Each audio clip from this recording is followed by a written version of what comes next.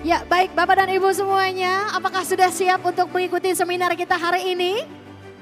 Sudah siap ya, baik. Saya akan memanggil moderator kita, yakni Bapak Yuswo Hadi. Pada Bapak Yuswo Hadi, selaku moderator seminar nasional yang akan memimpin jalannya diskusi. Halo Pak Yuswo Hadi.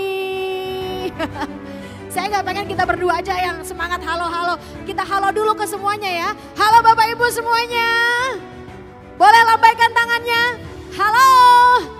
Di saat saya bilang Standar Nasional Indonesia, Bapak Ibu boleh jawab dengan SNI. Kita coba ya. Standar Nasional Indonesia. Sekali lagi, Standar Nasional Indonesia. Baik, saya mempersembahkan moderator handal kita ini Bapak Yuswo Hadi untuk seminar Nasional 2023 dengan tema standarisasi untuk pertumbuhan ekonomi yang berkelanjutan. Silakan Pak. Terima kasih. Tes. Sudah masuk ya? Masuk. Oke, ya. Sudah? Oke, teman-teman semuanya. Wah, kayaknya kocar-kacir ini. Assalamualaikum warahmatullahi wabarakatuh. Teman-teman semuanya. Saya kalau bilang semangat pagi, nanti pada bilang pagi, SNI ya. Oke. Ayo ready. Kurang keras. Ayo ready. Udah, solid ya sekarang ya. Oke, saya bilang semangat pagi, ya walaupun sudah agak siang. Kemudian dilanjutkan SNI ya. Ayo ready? Semangat pagi!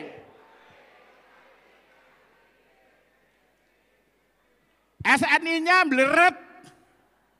Ulang ya. Ayo ready? Semangat pagi!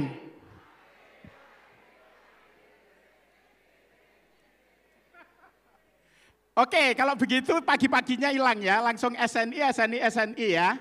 Jadi semangat pagi, SNI. Oke, ayo ready? Semangat pagi! Sampai habis suaranya. Oke teman-teman, nah kalau gini kan udah lihat ke sini semua ya. Kalau tadi belum teriak-teriak kan masih kemana-mana ya. Oke, sekali lagi Assalamualaikum warahmatullahi wabarakatuh. Teman-teman, kita akan lanjut ke sesi seminar ya. Judulnya standarisasi untuk pertumbuhan ekonomi yang berkelanjutan. Yang terhormat, saya harus baca ini nggak boleh keliru soalnya kalau keliru nanti dimarahi sama panitia ini ya. Jadi yang pertama, yang terhormat Pak Kepala, Pak Kukuh kayaknya masih konferensi pers ya. Kemudian semua deputi tentu saja, Bapak Ibu deputi.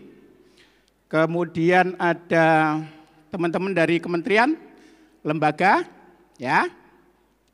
Pimpinan daerah ya yang tadi pada maju terima penghargaan, terus kemudian organisasi, ya perusahaan dan seterusnya, ya.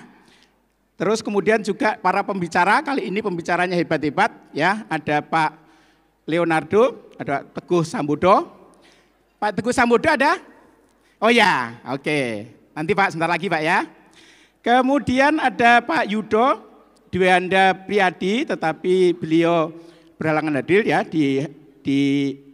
gantikan oleh Ibu Anggraini Ratri Nurwini. Bu Anggraini ada? Bu Anggraini sudah hadir? Bu Anggraini belum ya? Oke. Terus kemudian berikutnya Bu Sakiyah, Bu Kiki kayaknya lagi, oh Ibu Kiki udah ada ya? Saya pikir masih press conference ya. Terus terakhir kemudian adalah Pak Susilo, BW Susilo, diwakili nanti oleh Pak Komaruzaman. Pak Komaruzaman, Pak, halo Pak. Oke teman-teman kita langsung aja, saya ingin nunjukkan, boleh ditampilkan gambarnya.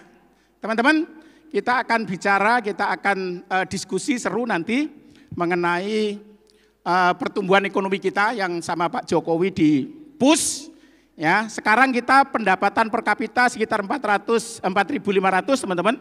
2025 akan menjadi 5.500 dan tahun 2045 ya Indonesia emas kita akan mencapai 30.000 ya 30.000 pendapatan per kapita ya dolar ya.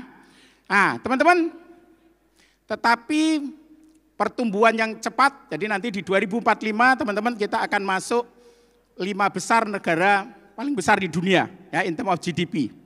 Tetapi di balik itu pertumbuhan ekonomi kita mesti harus peduli sama lingkungan. Kita punya target juga, mungkin pengantarnya ini teman-teman, roadmap zero emission ya Indonesia 2060.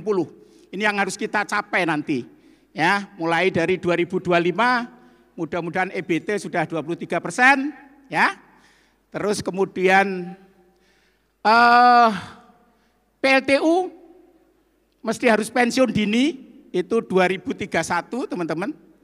Ya, jadi nanti PLTU semua mesti harus selesai, harus tutup, digantikan oleh EBT energi terbarukan sampai dengan nanti di tahun 2060 ya kita akan mencapai zero emission, ya net zero emission. Jadi teman-teman kita akan bicara kali ini kita akan diskusi tentang bagaimana kita di satu sisi mencapai pertumbuhan yang tinggi, ya berkesinambungan, tetapi kita juga bisa mewujudkan net zero emission. Ya, untuk itu langsung saja saya panggil pembicara kita. Kali ini yang pertama Pak Leonardo Adi Purnama, Pak Teguh Sambodo. Tepuk tangan untuk Pak Leo. Semuanya kasih big applause Pak Leo. Ya, monggo Pak. Beliau adalah staf ahli bidang pembangunan sektor unggulan dan infrastruktur Bappenas. Jadi nanti perspektif pemerintah, kemudian ada perspektif dari ESDM, kemudian juga perspektif dari organisasi. Di samping tentu saja dari BSN ya, nanti ada Bu Zakiyah. Tepuk tangan untuk Bu Zakiyah, Bu Kiki. Tepuk tangan big applause untuk Bu Kiki. Ya. Mari Ibu di tengah. Di tengah Ibu. Ya. Oke, berikutnya adalah pembicara berikutnya Bapak Yudo Dwinanda Priadi, tetapi kali ini diwakili oleh Ibu Anggraini Rati Nurwini. Boleh Ibu, tepuk tangan untuk Ibu Anggraini. Ya, mari Bu, monggo Ibu. Ya. Dan terakhir dari Pupuk Kaltim, Bapak Komaruzaman. Tepuk tangan untuk Bapak Komaruzaman. Ya.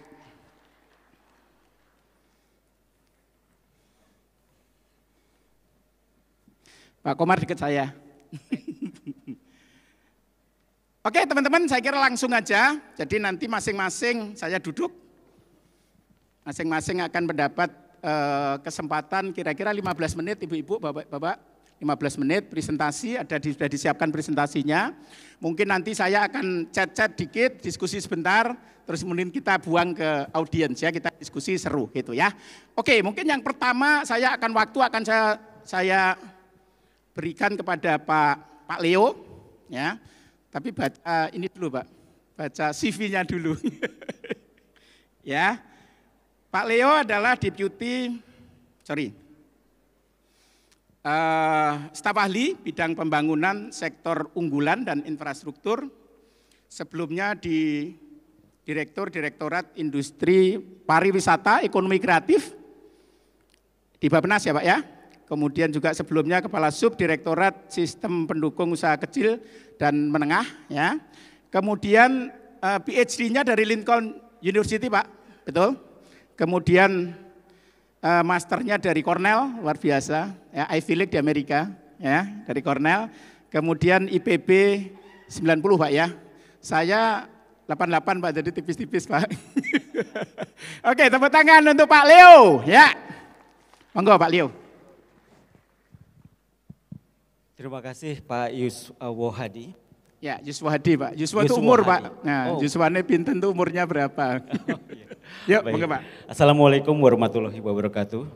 Selamat pagi, salam sejahtera untuk kita semua. Terima kasih Bu Kiki untuk undangan pada Bulan Mutu Nasional pada kesempatan pagi hari ini. Saya menyampaikan topik yang sesuai dengan permintaan dari panitia, yaitu strategi pembangunan rendah karbon dalam mendukung pertumbuhan ekonomi berkelanjutan. Ini sepertinya akan setting the context karena pendalaman di setiap sektor dan juga apa itu yang berkaitan dengan kontribusi jasa standar akan disampaikan oleh para pembicara yang lain. Jadi Bapak Ibu, sebenarnya strategi pembangunan rendah karbon ini sudah kita miliki dalam RPJMN yang sekarang kita sedang laksanakan dari tahun 2020 sampai tahun 2024. Ya, sebenarnya ini didasari kepada komitmen Indonesia untuk terus mendukung bagaimana kita sebagai negara menyesuaikan pola-pola pembangunannya sehingga bisa mencapai target-target pembangunan berkelanjutan termasuk menangani dampak dari climate change. Bagian yang kemudian diarahkan adalah bagaimana kita bisa terus menjaga sumber daya alam kita. Oh boleh. Atau saya berdiri saja. Berdiri aja, boleh. Berdiri biar seru Pak, boleh. Nah. Bagaimana kita dapat menjaga kualitas sumber daya alam termasuk juga melihat dari mempertahankan dari kualitas lingkungan hidup, meningkatkan daya tampung dan daya dukung untuk kenyamanan sebenarnya bagi penghidupan kita semua. Lalu yang kedua adalah meningkatkan ketahanan terhadap bencana dan iklim, dan yang ketiga tentu menerapkan pembangunan rendah karbon yang tidak saja bertumpu kepada efisiensi dari energi, kita menggunakan EBT, tapi juga melihat dari praktek konsumsi dan produksi yang berkelanjutan sehingga semuanya bisa menghasilkan dampak yang maksimal bagi pembangunan saat ini dan untuk yang masa yang akan datang.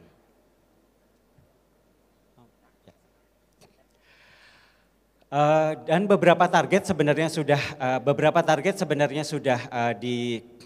ditetapkan. Ada beberapa yang masih perlu kerja keras, seperti diantaranya bagaimana kita meningkatkan porsi dari EBT, energi baru dan terbarukan dalam bauran energi nasional. Kemudian juga bagaimana kita memperluas lahan gambut yang direstorasi, menambah tutupan hutan, kemudian juga meningkatkan jumlah rehabilitasi dari mangrove dan juga dari sisi pengelolaan sampah. Beberapa target sudah dicapai dan sudah cukup progresif seperti untuk efisiensi energi. Meningkatkan bagaimana kita secara efisien menggunakan energi, bagaimana kita mendorong industri hijau lebih banyak di Indonesia, dan juga bagaimana kita melihat ya beberapa fasilitas dari pengelolaan sampah terus disediakan dalam rangka melayani masyarakat dan pengelolaan sampah yang lebih baik, terutama di pusat-pusat permukiman.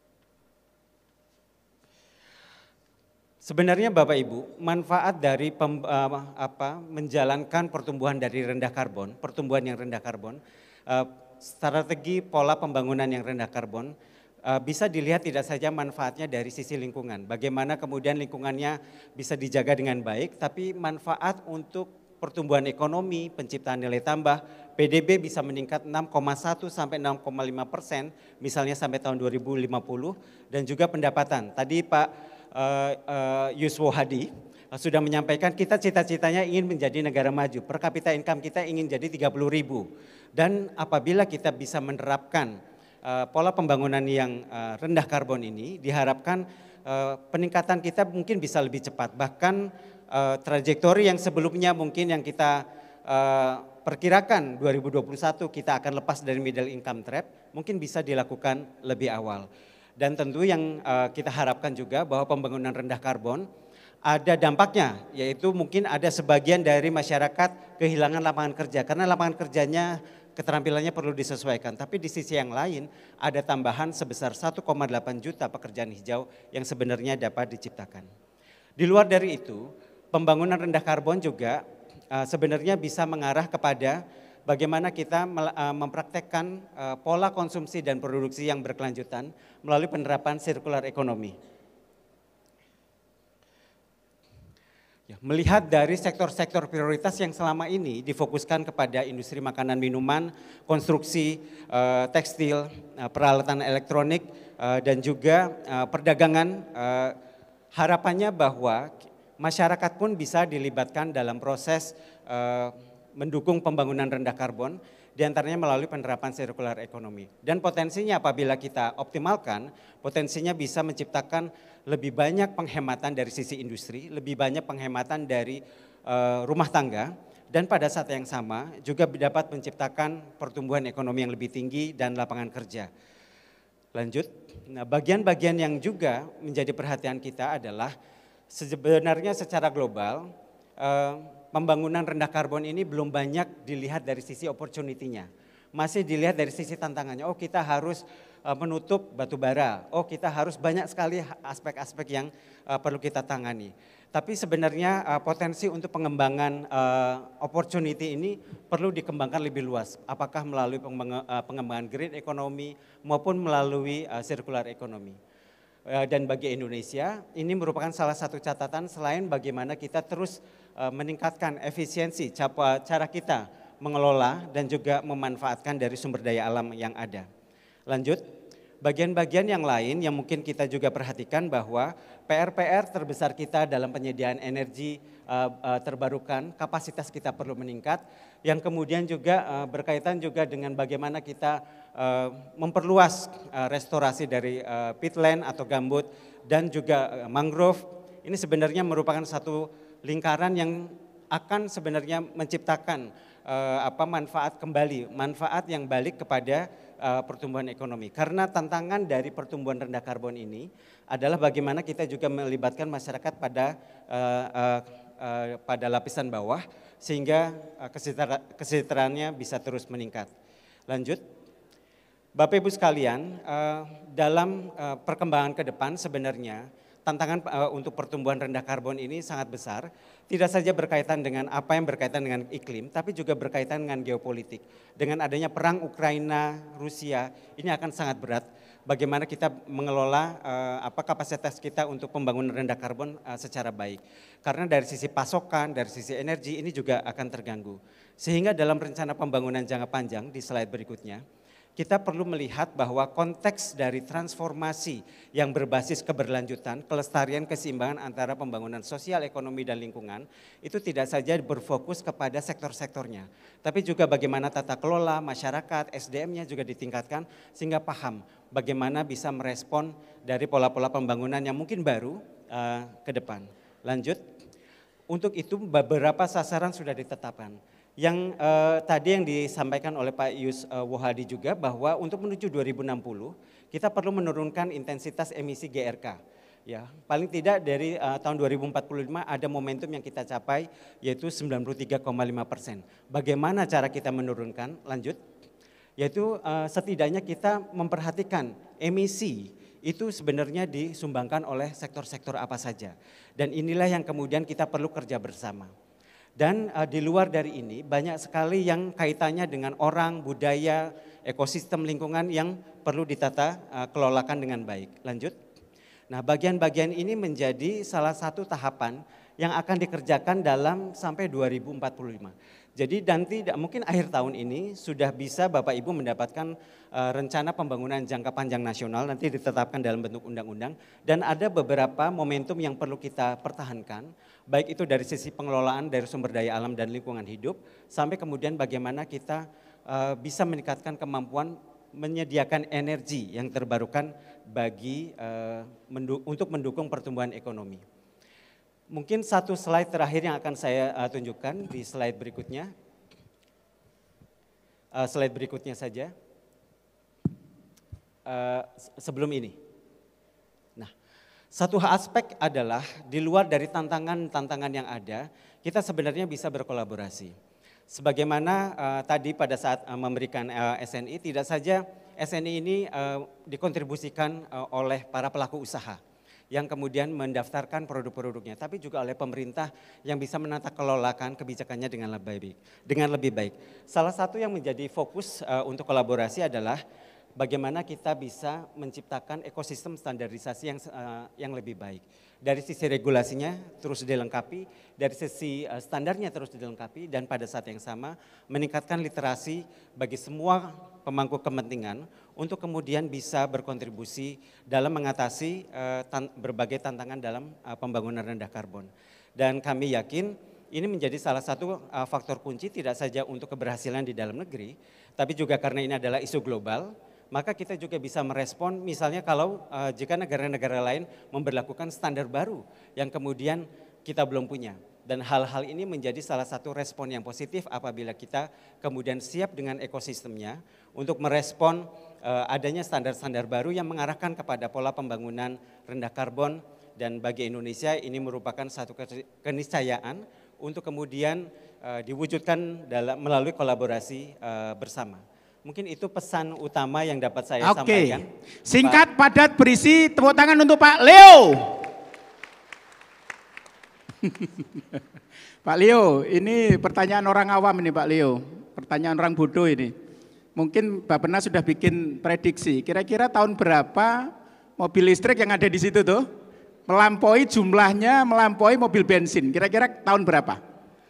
Itu ada formulanya Pak. Ya. Sekarang sedang diupayakan bahwa masyarakat semakin banyak mengadopsi electric vehicle. Ya. Tapi memang di satu sisi affordability bagaimana masih mahal ya? Ya, masih. Tapi yang menarik adalah sebenarnya ada low hanging fruit Pak. Ada yang contoh-contoh yang bisa kemudian membuatnya massal. Kita bisa kerjasama sama semua yang ojol, semua yang logistik. Yang kita lihat berseliweran setiap hari itu adalah sebenarnya target pertama yang seharusnya bertransformasi. Jadi nanti kita terbiasa melihat, terbiasa menggunakan. Jadi lama-lama juga mau menggunakan. Jadi kira-kira balik ke pertanyaan, jadi kira-kira tahun berapa? Ya, kira-kira 50, 60, ada kayaknya. Oh sebenarnya mungkin di 2045 itu kita sudah mulai ya? Bukan sudah mulai, mungkin sudah melampaui. Sebagian besar melampaui dari kendaraan konvensional. Oke, sekali lagi tepuk tangan untuk Pak Leo. Oke, berikutnya kita ke Mbak Ibu Anggraini ya. Jadi topiknya masih sama ya, strategi ketahanan energi melalui pemanfaatan energi baru terbarukan ya dari Kementerian ESDM. Boleh kita kasih aplaus untuk Ibu Anggraini. Monggo Ibu. Oke Bu, ya. Ya, Assalamualaikum warahmatullahi wabarakatuh. Selamat pagi Bapak Ibu sekalian. Pak Iswo Hadi, selamat pagi. Ya. Pertama-tama saya minta izin dulu Pak, karena kebetulan atasan kami tiba-tiba mendapat penugasan untuk Ibu mewakili di DPR. Jadi tadi semalam beliau menugaskan kami untuk bisa menyampaikan sedikit paparan yang harusnya beliau sampaikan pada hari ini. Izin boleh berdiri, boleh duduk juga boleh. Duduk, ya Pak. Situ ada, boleh. Mati kayaknya. Ya Bapak Ibu, terkait dengan pengembangan, terkait dengan pengembangan EBT menuju transisi energi baru terbarukan. Sekilas mengenai seperti yang kita ketahui bahwa di kami Kementerian SDM mempunyai komitmen untuk bisa mencapai kedaulatan energi, di mana kita selalu berusaha untuk menyediakan energi baik dari dalam negeri, bukan hanya tidak hanya bergantung pada impor. Dari komitmen ini kami memiliki namanya pengelolaan energi dalam trilema energi. Jadi 3 tricycle inilah yang harusnya kita ikuti, yaitu ketahanan energi di mana merupakan upaya penyediaan dengan memperhatikan rantai pasok sumber energi baik di dalam maupun di luar negeri. Kemudian ekuitas energi di mana penyediaan akses dan keterjangkauan energi untuk setiap orang. Dan ketiga, keberlanjutan lingkungan, di mana kita juga harus memperhatikan pembangunan infrastrukturnya baik dari sisi supply maupun demand. Yang seperti kita ketahui bahwa pemerintah telah berkomitmen baik di COP 27 maupun di COP 2020 bahwa Indonesia akan terus melakukan langkah konkret untuk dalam rangka upaya mengurangi emisi melalui Enhanced NDC 2030 dengan peningkatan target dari sektor energi khususnya menjadi 358 juta ton COD ekuivalen dengan kemampuan sendiri dan 43,20% dengan dukungan internasional. Next. Nah, ini potensi dan pemanfaatan EBT saat ini Bapak Ibu. Jadi memang pada saat ini seperti terlihat bahwa potensi baik untuk energi surya, hidro, bio, angin, panas bumi dan laut serta gasifikasi gas batu bara itu memiliki potensi yang cukup tinggi, 3.687 gigawatt, tetapi untuk saat ini pemanfaatannya baru sekitar 12.737 megawatt, di mana target realisasi EBT pada bauran energi itu pada tahun ini sekitar 17,9%, dan pada tahun sebelumnya kita punya 12,3% dengan target 15,7% realisasi EBT pada bauran energi nasional. Next. Nah, ini adalah poin-poin di dalam SDGs yang terkait dengan energi, yaitu di poin 7 kita harus meningkatkan akses energi listrik baik secara akses yang terjangkau serta meningkatkan energi bauran EBT dan tentunya meningkatkan efisiensi energi. Sampai saat ini rasio elektrifikasi yang saat ini adalah 99,6%, dengan 99,8%-nya rasio desa yang telah terlistriki. Sedangkan untuk kapasitas terpasang pembangkit listrik pada tahun 2022 ada sebesar untuk fosil masih 71,2 gigawatt dan EBT 12,6 gigawatt, dan ini akan terus naik sejalan dengan roadmap bauran energi EBT di sektor energi. Sedangkan poin kedua adalah di poin 13, di mana adanya perubahan iklim dan mitigasi bencana. Kita mempunyai target untuk enhance NDC di sektor energi adalah sekitar 358 untuk sektor energi, dan saat ini emisi di tahun 2010 telah mencapai 453,2%. Pada tahun 2022 sektor energi berhasil menurunkan 91,5% dari targetnya hanya 91 juta ton CO2. Next. Nah, ini sedikit peta jalan yang tadi mungkin sempat disampaikan oleh Pak Iswoyo terkait dengan net zero emission. Jadi kami mempunyai strategi bagaimana mencapai net zero emission, yaitu melalui elektrifikasi, penggunaan EV, kendaraan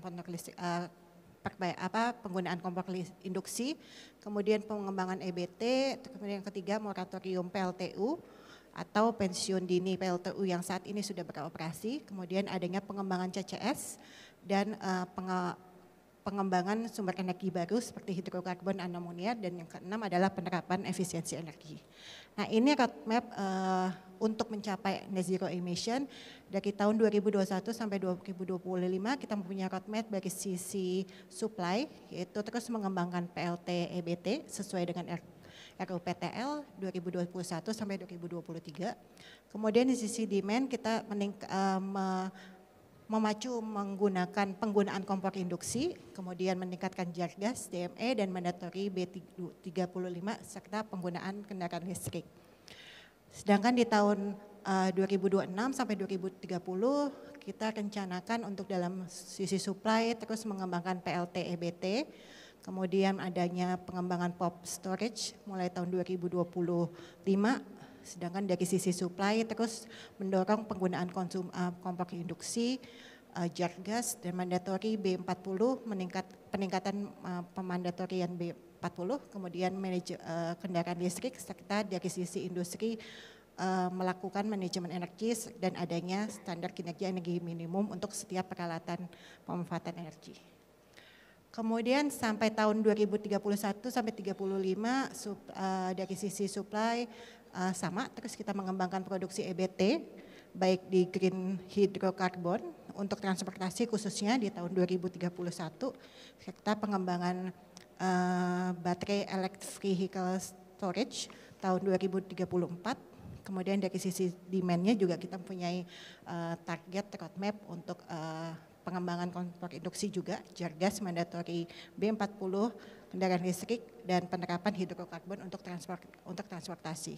Sampai dengan tahun 2051 sampai 2060, kita punya roadmap untuk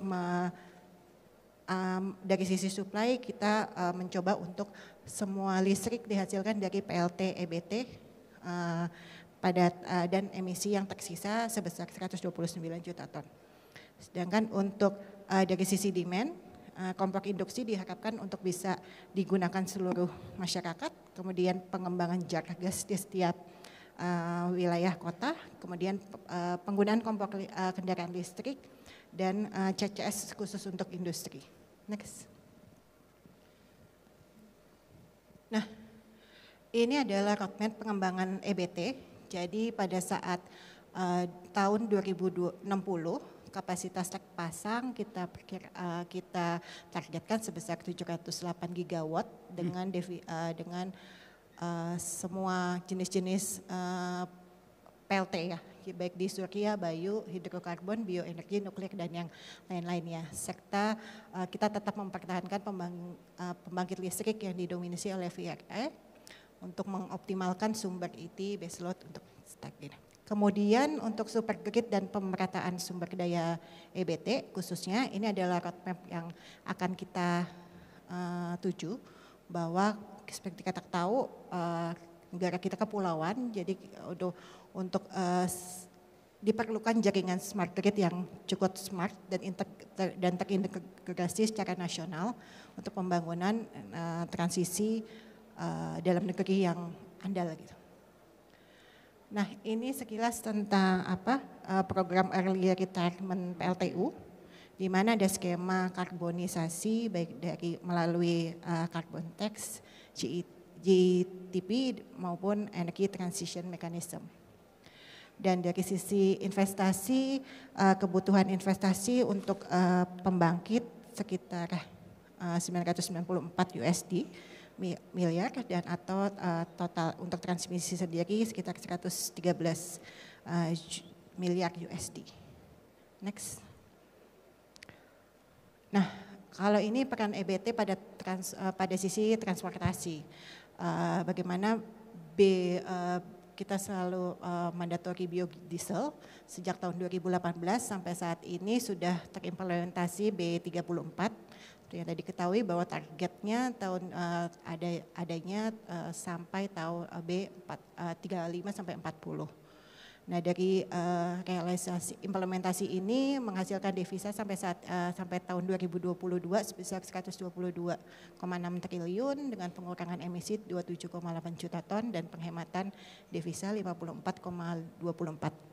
Saat ini realisasinya baru sekitar 5,56 dari target 10,65 juta kiloliter. Sedangkan yang ini adalah roadmap pengembangan untuk program konversi motor listrik. Jadi saat ini kami mempunyai program konversi motor listrik, motor BBM yang diubah menjadi motor listrik dengan target sekitar 5 juta pada tahun 2026. Ini adalah suatu bentuk bantuan pemerintah yang saat ini berupa biaya pemotongan, biaya konversi yang saat ini sekitar 7 juta untuk setiap satu kendaraan motor BBM yang akan dikonversi menjadi motor listrik. Next. Nah, tentunya tantangannya sangat cukup besar Bapak Ibu sekalian, bahwa memang tantangan pengembangan EBT terutama adalah soal keekonomian dan teknologi, bahwa perlu banyak inovasi teknologi di bidang EBT yang sangat bisa mendorong keandalan sistem gitu. Jadi memang harganya saat ini masih belum kompetitif, jadi makanya perlu adanya tantangan ini adalah tantangan terbesar kita dalam pengembangan EBT. Kemudian yang kedua adalah adanya TKDN. Bagaimana kesiapan industri untuk bisa mendukung pengembangan EBT itu sendiri melalui TKDN yang disyaratkan gitu. Kemudian yang ketiga adalah tantangan supply dan demand, dan tentunya insentif yang harus disediakan untuk bisa memudahkan pelaksanaan proyek EBT itu sendiri. Dan tentunya diperlukan kolaborasi yang cukup baik dari sisi BUMN, swasta, ataupun akademi, pemerintah, media, dan masyarakat. Karena tanpa adanya dukungan dari semua pihak ini, tentunya pengembangan EBT tidak akan bisa berjalan sesuai dengan yang ditargetkan. Next. Ya, cukup sekian Bapak Ibu, mungkin iya, tepuk tangan untuk Ibu Anggra ini. Ibu, ternyata pensiun dini itu enggak cuma ASN ya, betul ya? Ternyata PLTU juga ada pensiun dini. Jadi kira-kira PLTU itu akan nantinya, ya kalau benar-benar zero, itu apakah akan benar-benar habis atau memang nggak akan bisa habis? PLTU ini kan kalau nggak salah yang bikin Jakarta mendung terus ini ya Bu ya. Jadi di samping kendaraan motor segala macam yang gede, yang bikin Jakarta mendung terus katanya PLTU. Jadi PLTU itu nantinya akan bisa hilang sama sekali atau tetap harus ada gantikan oleh EBT? Kalau untuk hilang sama sekali sepertinya nggak bisa ya Pak. Nggak bisa ya? Jadi memang yang tadi seperti ini kan ada beberapa memang harus tetap dipertahankan untuk bisa menampilkan itu. Oke, tepuk tangan sekali lagi untuk Ibu Anggra ini. Oke, teman-teman, berikutnya kita akan masuk ke bagian yang terpenting ya. Tapi yang duanya juga penting loh Bu. Tapi ini ya penting. Kalau tadi masih netral ya, tapi sekarang sudah kita kita kaitkan kepada standarisasi ya. Kalau tadi masih dikit-dikit ya standarisasinya, sekarang Bu Kiki akan menjelaskan kira-kira dukungan apa yang bisa dilakukan ya dari dunia standarisasi untuk bagaimana kita mencapai pertumbuhan ekonomi yang berkesinambungan ya. Karena kalau pertumbuhan ekonomi ini nggak kita loskan aja, nggak kita kontrol pakai standarisasi, takutnya hancur-hancuran ya Bu ya. Ya, makanya berikutnya Bu Anggra ini Bu Kiki akan membahas mengenai dukungan standarisasi dan penilaian kesesuaian dalam mencapai net zero emission. Ya, Bu Kiki adalah Deputi Penerapan Standar dan Penilaian Kesesuaian (BSN). Dokternya IPB Bu ya.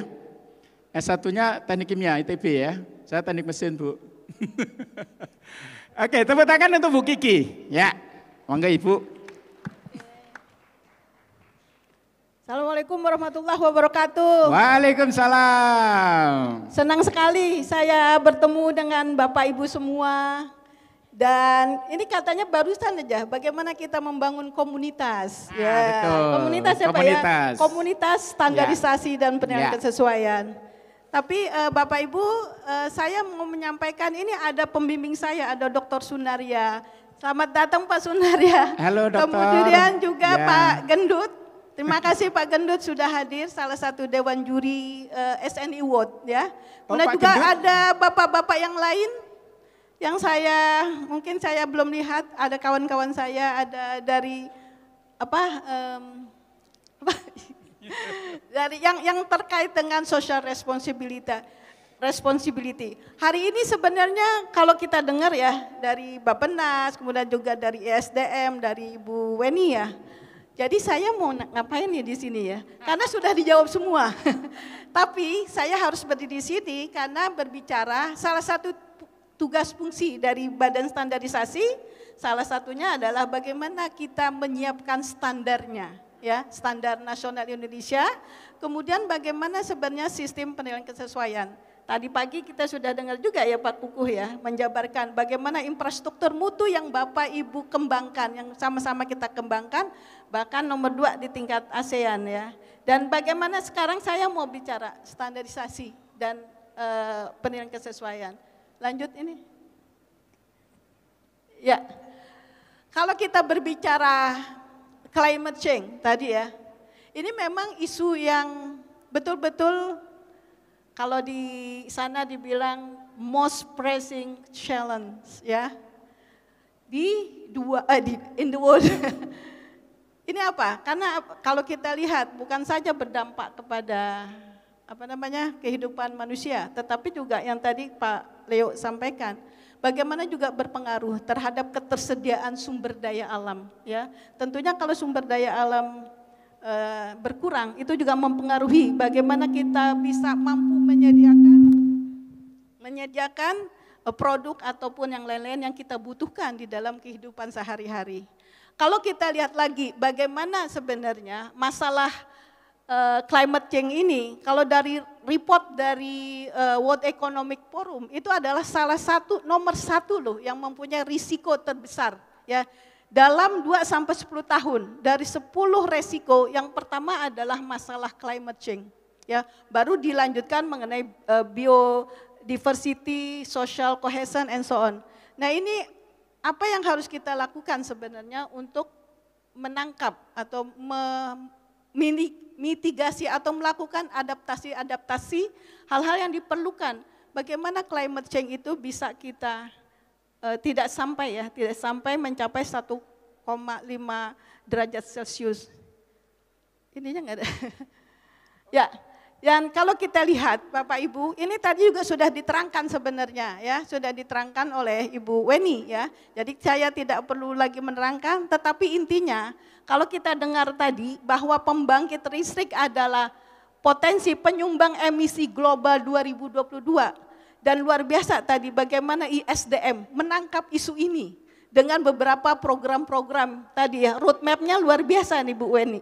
Jadi tidak kalah ya bagaimana pemerintah kita ya menangkap isu-isu ini. Kalau kita ini ya dari pembangkit listrik kemudian juga sektor transportasi dan sebagainya. Ini adalah hal-hal yang memang kita pemerintah tadi membuat kebijakan-kebijakan tertentu. Nah, kemudian juga inilah yang menyebabkan IPCC tadi membuat COP dan sebagainya.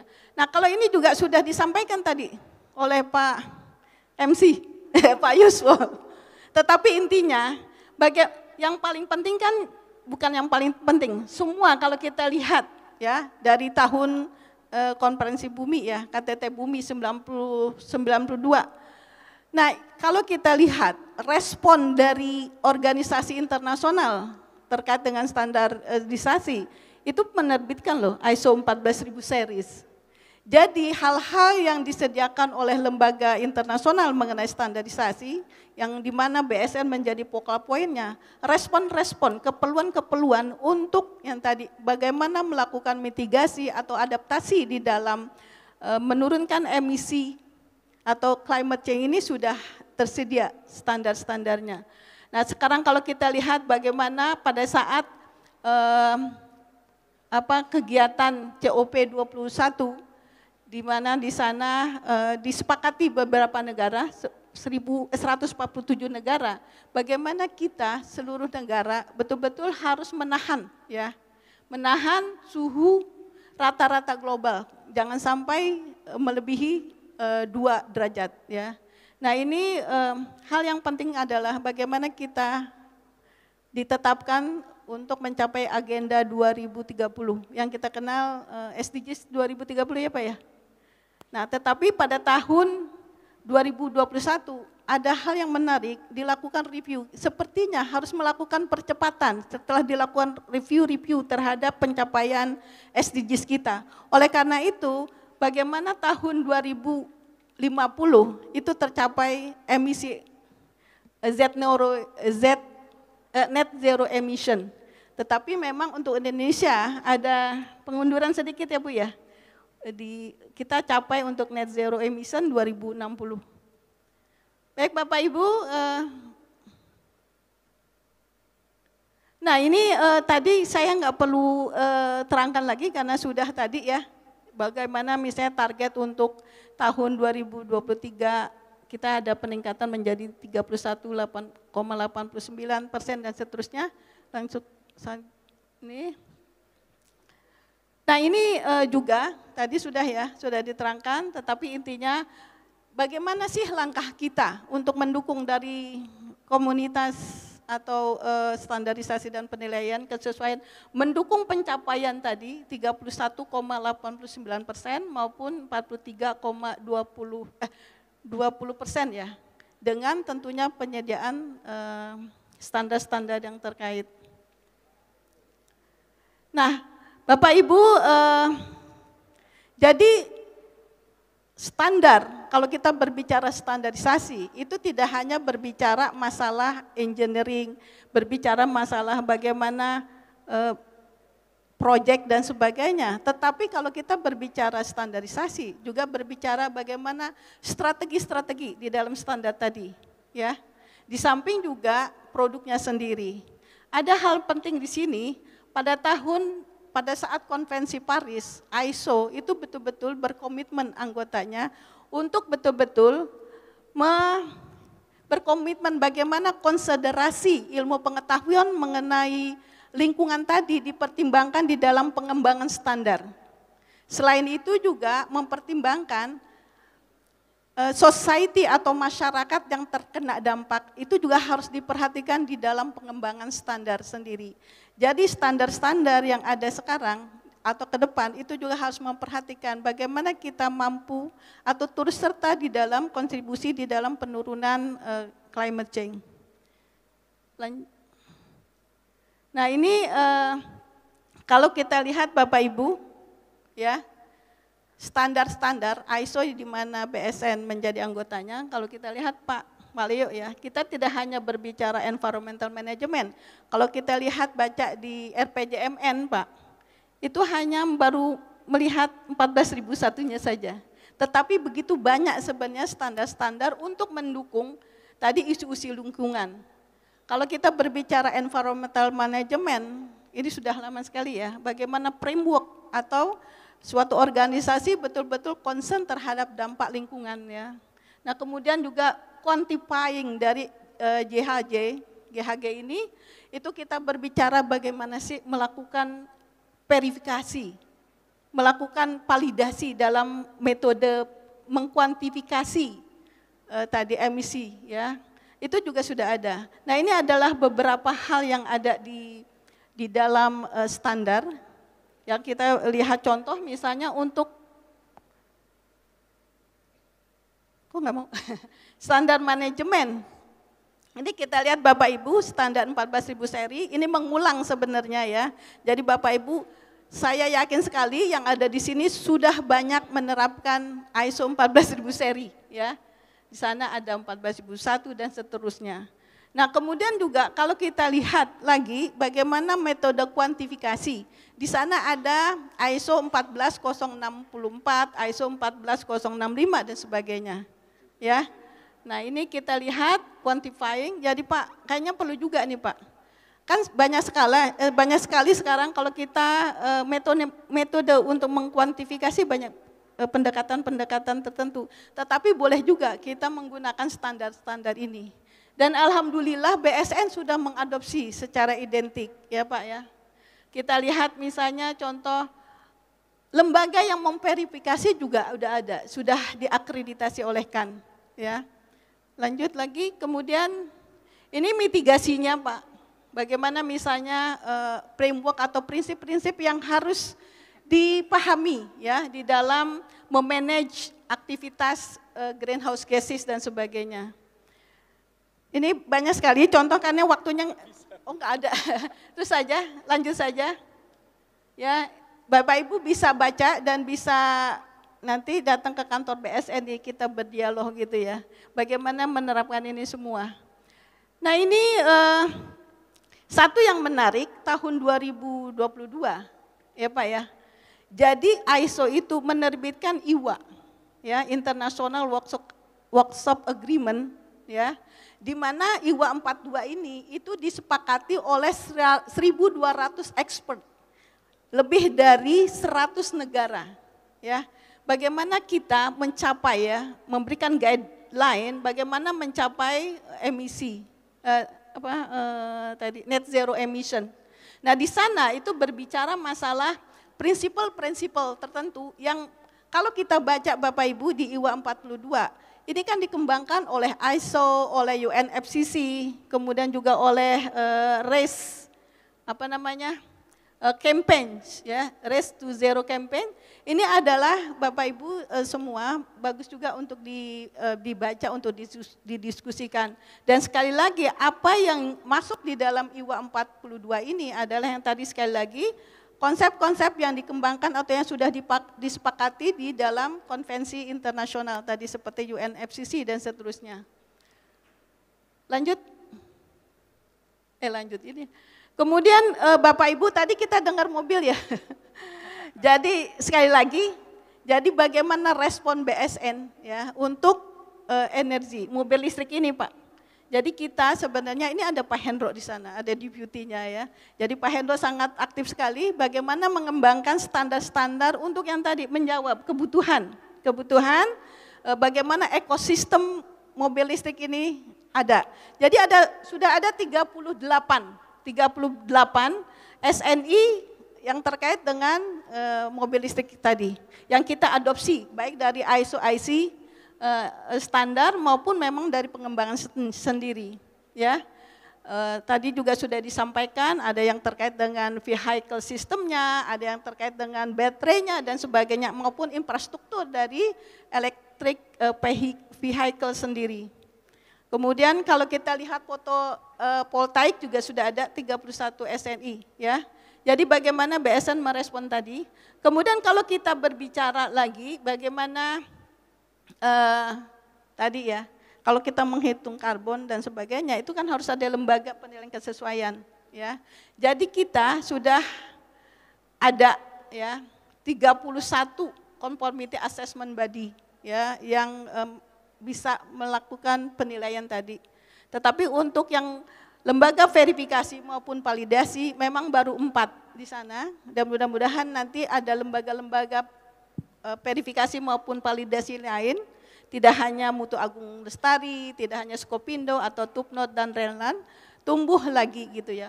Memang ada beberapa persyaratan yang lebih spesifik untuk yang di LPP ini, karena dia harus tahu juga ya bagaimana memvalidasi suatu penilaian, kemudian melakukan verifikasi.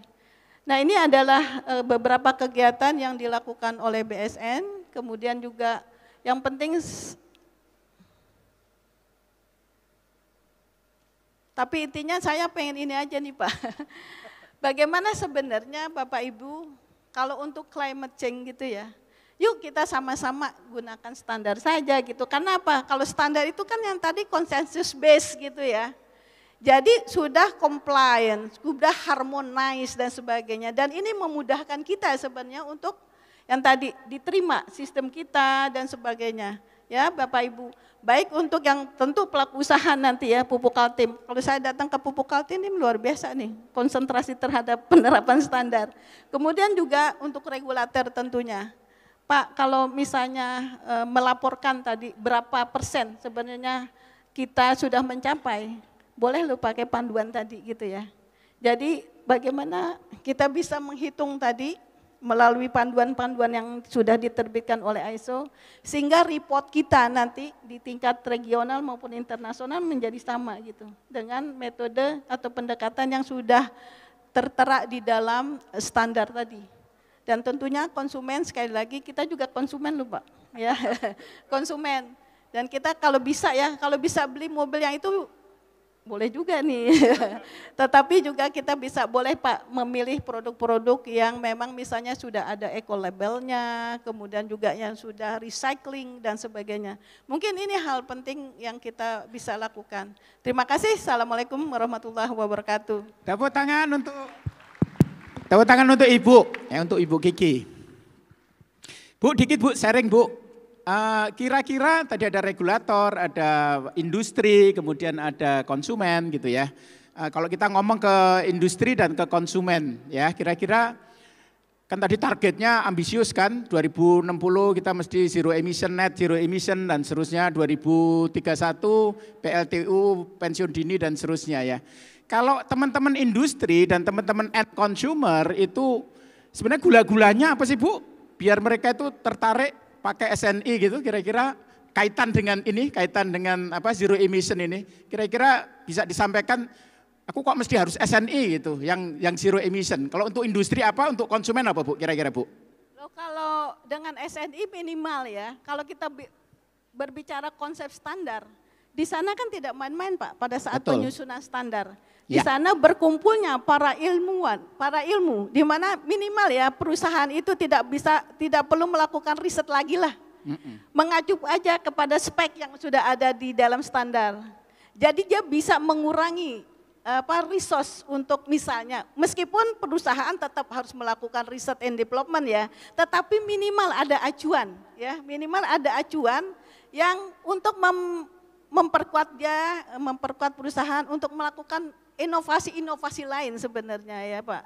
Nah itu dengan standar. Apalagi yang kedua dengan penerapan standar sebenarnya seperti tadi, karena kita harmonize kan ya, konsensus based, harmonize, itu akan diterima kalau kita Seluruh okekan. dunia ya? Iya, seluruh dunia. Apalagi tadi kita dengar ya, sistem conformity assessment kita, kemudian infrastruktur kita, prinsipal di dalam pengembangannya kita mengikuti international recognize food ya. Ya. Nah itu yang hal-hal yang penting Pak.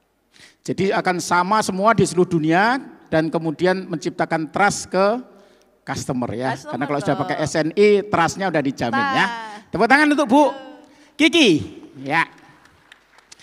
Oke, terakhir pembicara terakhir ini perspektif yang lain. Jadi kalau sebelumnya tadi perspektifnya lebih kepada Bappenas ya, mungkin lebih ke visioning, lebih ke roadmap begitu ya. Kemudian Kementerian SDM, regulasi kaitan ke energi dan seterusnya. Bu Kiki mengenai standarisasinya. Sekarang ini penerimanya ini ya, penerima SNI-nya ini. Jadi pelakunya ya dari industri ya, dari PT Pupuk Kaltim ya. Jadi berikutnya Pak Komaruzaman ya, beliau adalah Direktur Keuangan dan Umum PT Pupuk Kaltim ya. Beliau sebelumnya pernah Direkin ya Pak ya, Rekayasa Industri, kemudian juga Direktur Utama di PT Kaltim Industri Estate ya. Kemudian teknik mesin Pak, sama dengan saya. Saya ITB, saya UGM ya.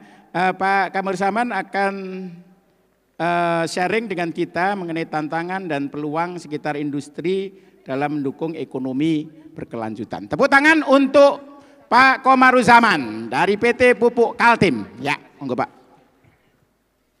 Assalamualaikum warahmatullahi wabarakatuh. Yang terhormat Pak Yuswo Hadi, Bapak Leo, Ibu Anggreni, Ibu Kiki, dan nampaknya ada senior Pak Gendut. Oh Pak Selamat Gendut pagi. Pak, lama nggak ketemu Pak.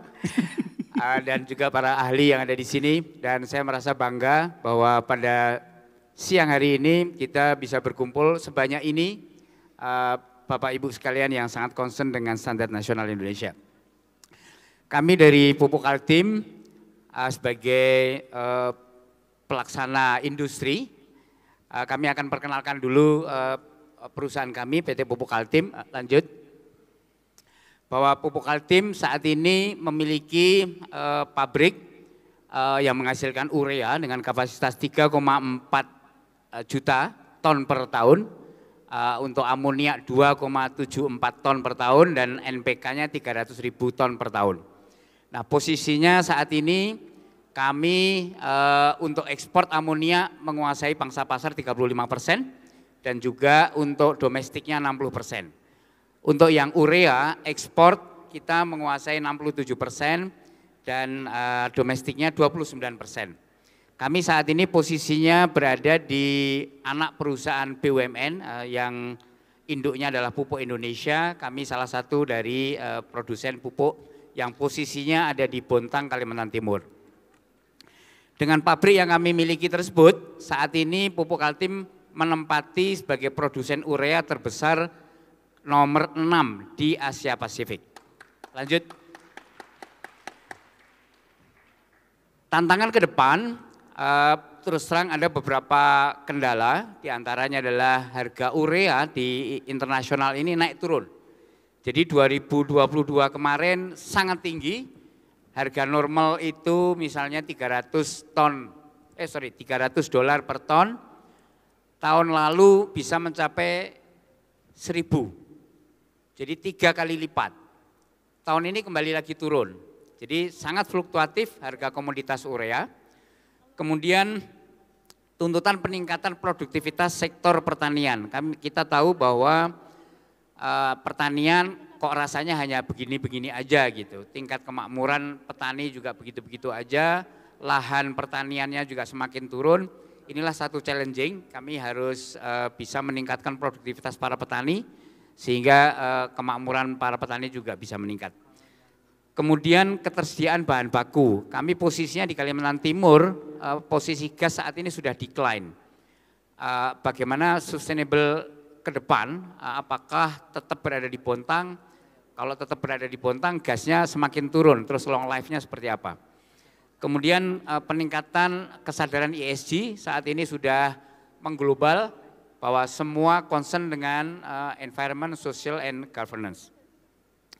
Kemudian juga saat ini banyak sekali para milenial, diantaranya di Pupuk Kaltim juga ada 70% saat ini sudah usia milenial. Bagaimana memanage beragam generasi dengan berbagai usia dan berbagai grade. Kemudian juga kehandalan aset yang ada, jadi pabrik kita sudah sebagian mulai tua, yang terbaru dibangun tahun 2015 dengan kapasitas 1 juta kira-kira 1 juta ton, dan next seperti apa. Juga peningkatan kapabilitas daripada organisasi kita, orang-orang mulai pensiun, kaderisasinya seperti apa, posisi kami di Bontang yang cukup remote. Pak Gendut yang pernah ke sana, Ibu dari BSN mungkin barangkali juga sudah pernah ke sana. Lokasinya cukup remote, bagaimana memanage orang harus kerasan di sana. Nah, ini sebuah tantangan untuk ke depan. Lanjut. Nah, apa yang kita lakukan saat ini, kita punya 3 strategi pilarnya, yaitu alhamdulillah harga cost production kita itu masih paling murah di antara pabrik pupuk yang ada di Indonesia. Sehingga kami punya potensi baik di lokal maupun ekspor itu yang terbaik saat ini. Sehingga kita berusaha untuk bisa mempertahankan global cost leader-nya. Kemudian kebutuhan pupuk semakin meningkat juga, bahwa pasar di Indonesia kebutuhan total 24 juta ton, sementara hanya bisa dipenuhi produksi kita kurang lebih 15 juta, tapi yang kemampuan APBN untuk memberikan subsidi itu hanya kira-kira 8 juta, bahkan sekarang turun lagi hanya sekitar 6 juta ton. Sehingga kita harus membuka peluang apakah ini dijual di dalam negeri ataupun sebagian juga diekspor. Sepanjang kebutuhan di dalam negeri bisa terpenuhi. Nah, kemudian juga value added downstream. Jadi dari gas diproses menjadi amonia, yang selama ini diproses menjadi diproses menjadi urea, kita sudah mengembangkan ke pabrik-pabrik yang lain, diversifikasi, hilirisasi yaitu menjadi amonium nitrat, dan nanti akan kita bangun juga soda as. Beberapa produk itulah yang akan menjadi value added downstream yang akan datang. Dan yang keempat adalah strategic foundationnya, yang paling penting adalah sustainability. Nah, ke depan isu-isu ESG, emisi karbon ini menjadi sebuah tantangan, tapi bagaimanapun itu kita harus persiapkan untuk menuju masa depan yang akan datang. Lanjut. Nah, kami merencanakan karena sumber pabrik amonia dan urea itu adalah bahan baku utamanya adalah gas. Gasnya di Kalimantan Timur semakin turun. Kami mendapat kesempatan dari Kementerian ESDM diberikan gas di kawasan Papua. Jadi insya Allah Presiden RI minggu depan akan groundbreaking proyek kami yang terbaru di Papua. Dan kalau pabrik itu terbangun untuk amonia dari 2,7 bertambah menjadi 0,8, insya Allah kita akan menjadi nomor 2 di Asia Pasifik. Kemudian untuk yang ureanya dengan kapasitas yang ada saat ini 3,4 juta ton ditambah 1,2, yang tadinya posisi nomor 6 akan menjadi nomor 4. Mohon doa restunya, mudah-mudahan proyek kami di Papua Barat bisa sukses untuk dibangun dan target operasinya di tahun 2027 nanti. Lanjut. Dari implementasi ESG dan sustainability, ini temanya karena memang ESG, kami sampaikan bahwa target kami di tahun 2030 penurunan karbon yang diemisikan oleh pabrik-pabrik pupuk Kaltim akan menurun 32%. Dan target net zero-nya memang di tahun 2060. Dan kemudian untuk langkah-langkah yang dilakukan dengan berbagai programnya, nanti setelah ini kita akan sampaikan bahwa kita sudah melakukan beberapa rencana program tersebut. Kemudian dari sisi sosialnya, tadi persoalan yang ada saat ini dunia pertanian masih stuck, luas lahan juga menurun. Kami ada satu program makmur, ini adalah mengkombinasikan antara petani menghubungkan dengan perbankan, juga dengan asuransi, kalau ada gagal panen akan di cover oleh asuransi. Program makmur ini alhamdulillah bisa meningkatkan produktivitas sampai 40%. Nah, program ini akan kita perluas dan saat ini sudah kurang lebih 30.000 petani bergabung dengan luasan 60.000 hektar tercapai di pupuk Kaltim dan secara pupuk grup targetnya adalah 200.000 hektar. Kemudian untuk program CSR saat ini pupuk Kaltim juga sudah menggulirkan dana dan dana ini bergulir untuk pengembangan UMKM yang mana UMKM itu sekarang kita dorong agar produk-produknya mengikuti standar SNI. Alhamdulillah beberapa produknya sudah mendapatkan standar SNI dan di depan ada pamerannya, nanti bisa dikunjungi produk apa saja yang sudah menjadi standar SNI. Jadi bukan hanya pupuk Kaltim, kami dorong binaan-binaan industri kecil yang ada di sekitar Bontang itu bisa memenuhi standar NSI juga. Dana yang sudah dikeluarkan kurang lebih 64 miliar. Kemudian pengembangan SDM, kalau di tempat kami secara sosial, talent perempuan sudah mencapai 21%, kemudian pelatihan-pelatihan kepada para karyawan juga mencapai 95%, dan juga untuk perwakilan milenial saat ini posisinya 70%. Inilah yang kami sampaikan tadi, how to manage para senior dan para junior yang sebagian besar milenial, sehingga ini bergulir kaderisasi untuk sustainability ke depan bisa bertahan. Untuk governance, ya seluruh Dewan Komisaris, direksi adalah orang-orang yang berpengalaman dalam industri pupuk.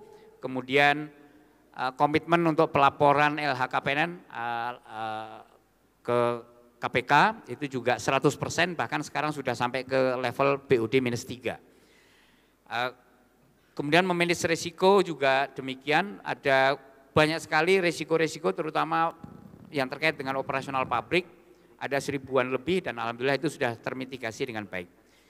Dan kemudian yang paling penting ESG sudah di-rating oleh Sustainalytics secara internasional, alhamdulillah pupuk Kaltim menempati tertinggi di dunia di bidang industri agrokimia. Itulah prestasi pupuk Kaltim saat ini dan mohon doa restunya mudah-mudahan bisa berkembang terus ke depan. Lanjut. Nah, ini adalah apa yang sudah dilakukan pupuk Kaltim terhadap SNI. Kami masuk di tahun 2017 dan sampai sekarang sudah menerapkan berbagai standar dan yang paling penting adalah SNI tetap kita pertahankan dan juga kita mengimplementasikan kepada para supplier dan juga para UMKM yang ada di binaan pupuk Kaltim. Lanjut.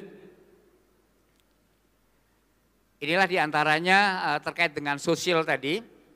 Saat ini kami di pupuk Kaltim masih punya pembangkit batu bara dan sekarang sudah dimulai dengan co-firing dengan biomass yang berasal dari limbahnya sawit. Jadi kulitnya kelapa sawit itu kita manfaatkan untuk biomass pembakaran di batu bara. Kemudian kita sudah memakai bis dan mobil listrik, ada 2 bis dan nanti akan dilanjutkan dengan order berikutnya. Sudah ada 5 mobil dan ada kurang lebih 40 sepeda motor sudah beroperasi di Bontang. Kemudian kita juga mengembangkan community forest, ini adalah bekerja sama dengan pemilik-pemilik lahan, dan yang paling besar saat ini kami Pupuk Kaltim bekerjasama dengan Kostrat, di mana punya lahan tempat latihan menembak, itu kita tanami. Dengan buah-buahan kita belikan benihnya, ditanam oleh para petani di sekitar latihan tembak tersebut, dan kita tidak akan ambil buahnya, kami hanya akan memperhitungkan emisi karbonnya, reduction karbonnya. Jadi apa yang dihasilkan dari hutan tersebut itu nanti akan diperhitungkan dengan emisi karbonnya yang dihasilkan dari emisi pabrik Pupuk Kaltim. Kemudian kita juga sudah pasang panel surya untuk pembangkit listrik, saat ini 5 MW, dan saat ini kita sudah integrasikan green to green. Jadi untuk ngecas mobil listrik itu berasal dari listrik matahari. Jadi hampir tidak menggunakan listrik konvensional, jadi green to green dari listrik matahari kita pakai untuk ngecas mobil dan bis listrik. Kemudian juga ada kita pengembangan di lingkungan konservasi, itu diantaranya adalah untuk melindungi para nelayan, di mana yang biasanya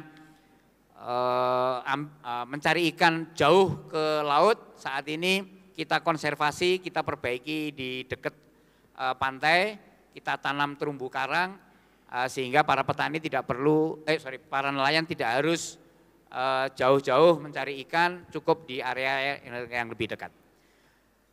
Lanjut, waktu kira-kira ini adalah integrasi dari kegiatan sosial kita tadi yang sudah kami sampaikan. Lanjut aja. Kemudian ini adalah program makmur yang tadi sudah kami sampaikan juga mampu meningkatkan produktivitas para petani 40%, dan kita sudah mengalokasikan 60.000 hektar. Lanjut. Inilah kira-kira award yang telah diraih oleh Pupuk Kaltim, dan mohon doa restunya mudah-mudahan Pupuk Kaltim dengan pengembangan pabrik yang baru di Papua bisa lebih maju lagi. Demikian, terima kasih. Wassalamualaikum warahmatullahi wabarakatuh. Kasih aplaus untuk Pak Komar. Ya.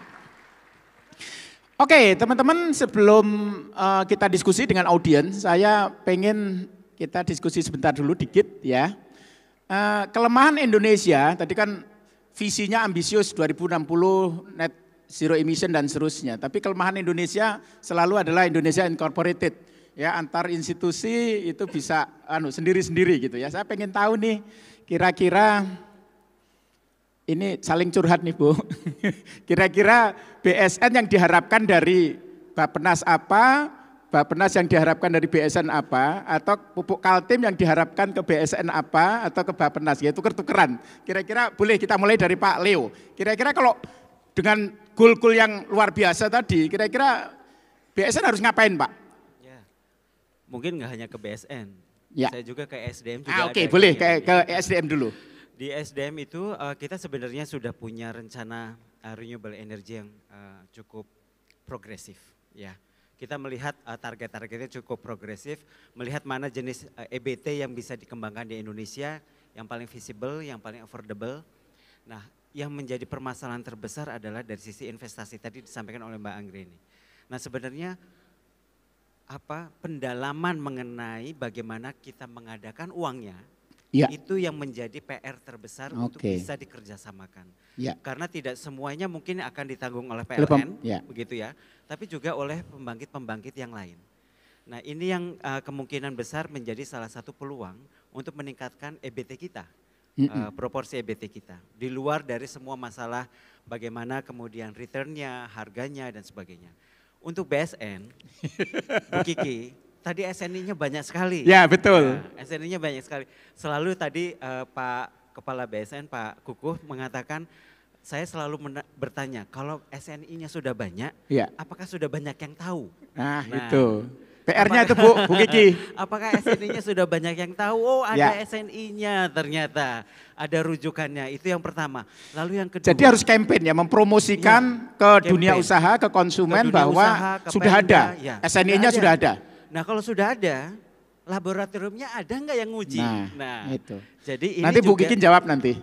Nah, ini adalah ini sebenarnya peluang-peluang kerjasama. Ya, banyak sekali sebenarnya swasta, bahkan beberapa tadi sudah diberi penghargaan oleh SNI ya, yang swasta laboratorium swasta yang juga berkontribusi.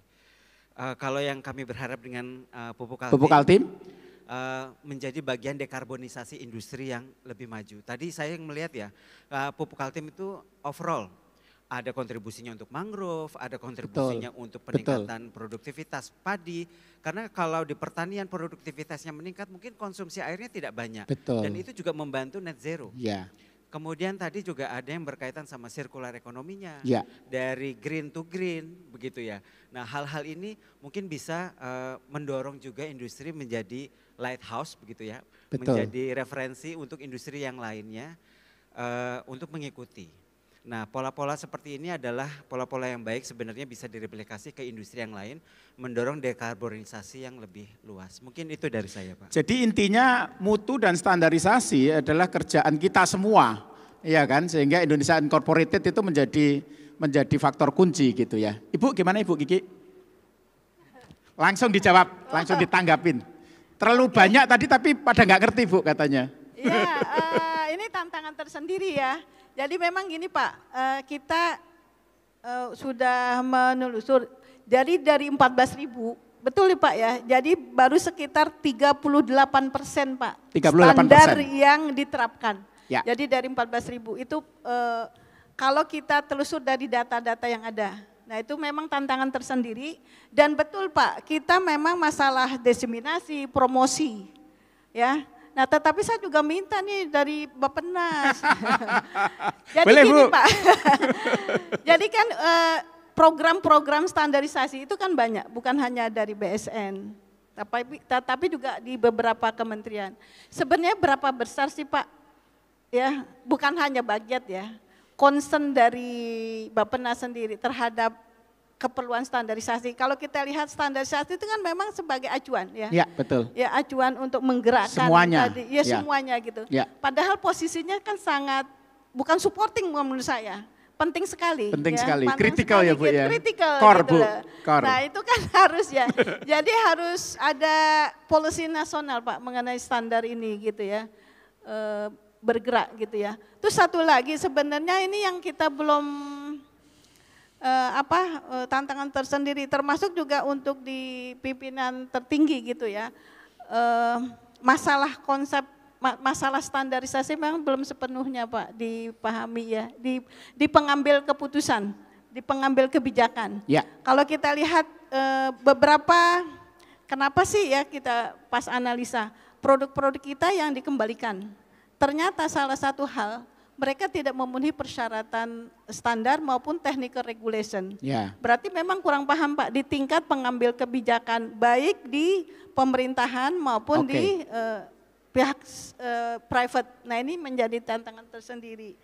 Nah terus memang sekali lagi SNI banyak itu Pak ya untuk diterapkan pasti perlu skema penilaian kesesuaian. Ini kita selalu berusaha Pak, jadi ada target-target kita pada saat penyusunan pengembangan skema PK yang nanti menjadi acuan bagi lembaga penilaian kesesuaian, apakah laboratorium, lembaga sertifikasi produk dan sebagainya.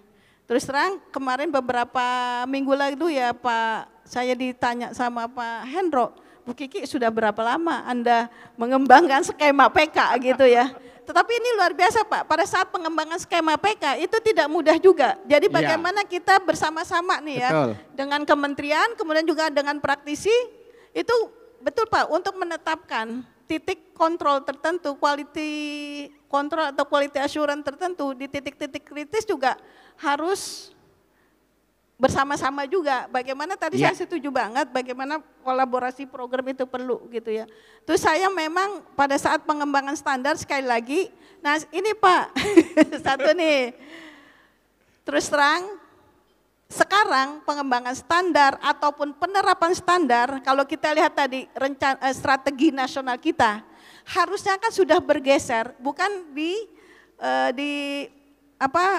mandatory driven, bukan itu, harusnya udah ke sukarela. Sudah sukarela. Tetapi sekarang tadi itu belum bergeser Pak. Jadi standar itu pelaku usaha udah ditetapkan nggak, sudah SNI wajib nggak? Nah itu masih seperti itu Pak, pola pikir dari bukan hampir, kebanyakan gitu ya. Nah itu yang menurut saya juga salah satu hal yang perlu bagaimana saya juga minta masukan nih Pak nanti. Menggeser tadi. Mumpung ketemu Bu, mumpung ya, ketemu. menggeser tadi ya. Jadi yang dari konsep perusahaan harus dipres dulu oleh government, tapi sekarang memang perusahaan sendiri Sukarela. Harus mulai sukarela. Iya, jadi komitmen dari perusahaan. Oke. Gitu. Oke, gitu aja kali. Oke, sebelum perusahaan industri jawab, SDM dulu. Kira-kira apa mintanya apa ke Bappenas sama ke BSN? Ya. Mungkin kalau dari kementerian sih sepertinya kalau dari Bappenas kita sejalan ya Pak ya. Sejalan ya, karena memang koordinasi terus ya. Memang gitu. Jadi memang bantuannya adalah ya memang dikawal terus saja gitu. Dan kawal dan mungkin kita kolaborasi lebih lanjut untuk memang kan visinya akan sama gitu. Mungkin itu. Yang kedua kalau dari BSN benar Bu, setuju Bu. Karena memang banyak SNI yang sebenarnya sudah menjadi SNI ya. Tapi belum ada yang tahu dan belum diregulasikan ya. gitu loh. Maksudnya apakah memang perlu diregulasikan dulu baru diikuti oleh semua usaha atau memang sebenarnya kadang suka kita nggak tahu nih ternyata SNI sudah ada atau belum. Betul. Jadi mungkin memang dari BSN juga bisa mendorong kementerian terkait gitu loh. Ini loh SNI sudah ada. Tolong mungkin kalau perlu diregulasikan ya segera kita bantu untuk regulasikan karena memang perlu untuk usaha gitu. Nah, mungkin itu sih Pak dari pelaku Jadi usaha. marketing branding penting ya. Betul, marketing Pak. branding. Balik lagi marketing and branding. Nanti kita bantu ya Pak ya. Ini ahli branding loh. Iya. Oke, sekarang dari konsumennya, B2B customer-nya, ini nih penggunanya, ini mesti banyak komplain pasti nih, Pak Komar ini. Boleh ya Pak? Ini Ibu nggak marah kok dikomplain kok. Baik.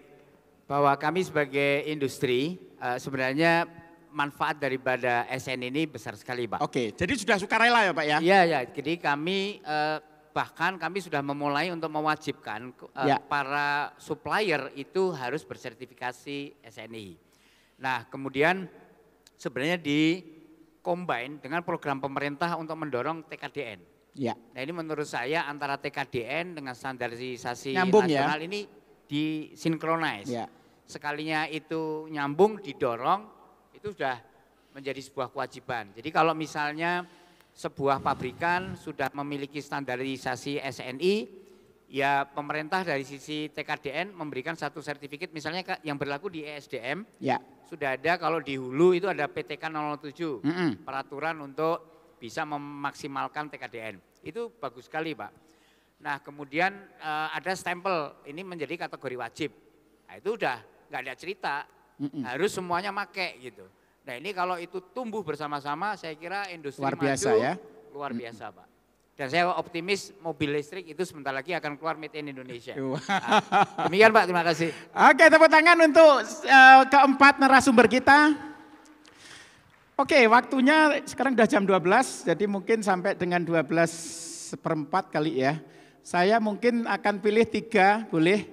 3 penanya, 1 tengah boleh, 1 sama belakang ya. Oke Mbak dulu boleh. Mic-nya ada, boleh? Oke, dari yang kanan dulu.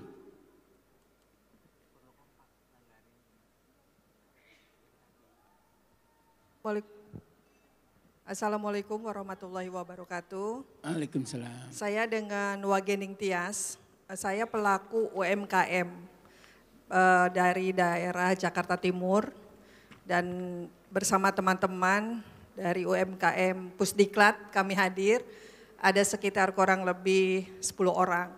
Wow. Jadi gini Bu, yang saya ingin bertanya ke Bu Kiki, karena ini kan adalah kegiatannya Bu Kiki nih. Jadi yang ingin saya tanyakan, korelasi SNI untuk UMKM itu harus seperti apa gitu loh Bu. Karena selama ini kami UMKM sudah dibekali oleh pemerintah berupa PIRT, NIB, Halal, Haki. Tiba-tiba ada lagi BPOM. Ada SNI. Ya, terus ke SNI. Nah, korelasi untuk produk kami selaku UMKM kan biasanya lebih banyaknya kan ke booth and beverage, Bu.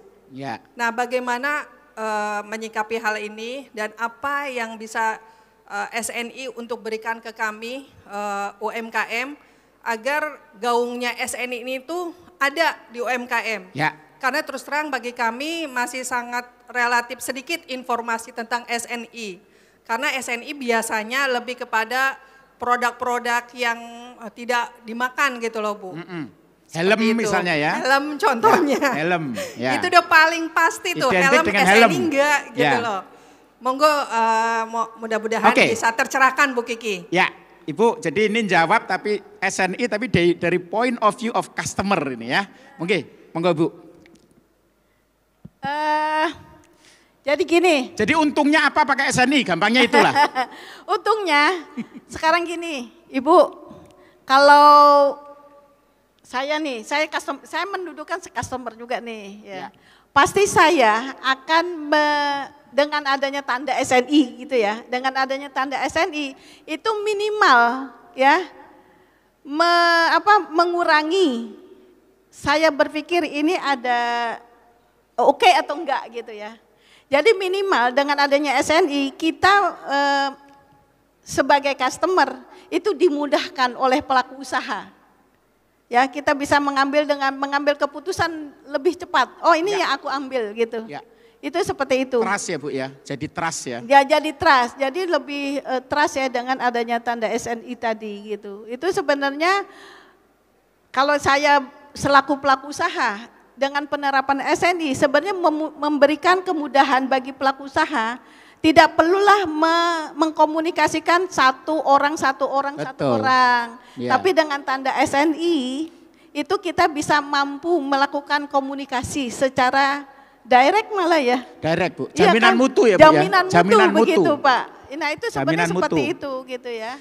Di samping yang tadi kalau kita dengar kan kita kalau sudah tanda SNI Bu ya, sudah dapat SNI minimal itu yang tadi seperti Bapak Yusuf bilang ada trust.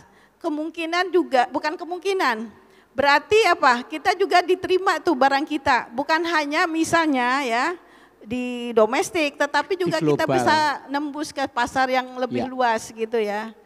Dan yang penting lagi sebenarnya penerapan SNI itu juga kalau menurut saya ya, kalau kita sebagai pelaku usaha, itu adalah salah satu bentuk responsibility kita kepada konsumen sebenarnya, bahwa apa yang kita berikan, apa yang kita sampaikan produk itu betul-betul akan memberikan kesehatan untuk dia, kemudian juga mengajak konsumen untuk misalnya tadi aspek lingkungan dan sebagainya gitu. Kalau menurut saya seperti itu Bu. Bu tadi kan pertanyaan juga ada biasanya untuk helm gitu, tapi kalau kuliner gimana Bu? Ada, Ada jadi ya? kalau kita lihat ya, domain pengembangan standar ya, itu kan bukan hanya spek tadi engineering helm, gitu nah, ya. betul. Bahkan bukan hanya masalah food ya, masalah social responsibility, masalah isu-isu global tadi. Ya. Ya bayangkan isu-isu keberlanjutan aja ada di standar gitu. Jadi kalau berbicara standar food, kebanyakan sebenarnya SNI kita larinya ke food ini Bu. Nah kemudian yang untuk sistem manajemennya juga ada ya, ada 22.000, kemudian juga ada SNI CXC ya, yang kita adopsi dari Kodek dan sebagainya, itu juga bisa memudahkan ibu-ibu yang untuk menerapkan GMP di sana.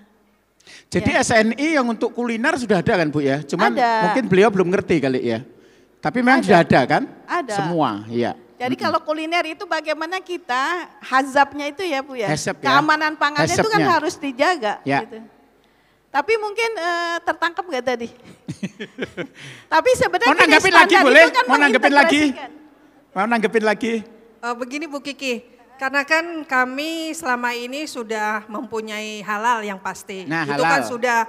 sudah membuat kami lebih yakin. Kita juga sudah ada PIRT seperti itu.